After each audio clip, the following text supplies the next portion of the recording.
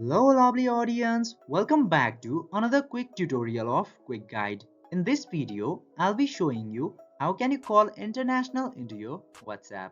So, without any further ado, let's dive right into this exciting video. Actually, calling international into WhatsApp is very easy. You just simply have to open your WhatsApp application and go to this call section here and click to this new call button here. Just simply click into that and search for your contacts. Now here comes the interesting part. If you're calling the international numbers, you just simply have to put their country code before their number. For example, if you're calling into US, you just simply have to put the +1 because +1 is the country code of US. If you're calling to India, you just simply have to put the 91. Like this, to call any international number, you just simply have to put their country code before their cell number.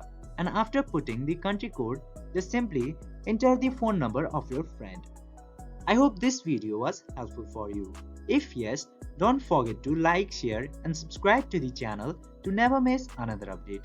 Thank you for watching the video.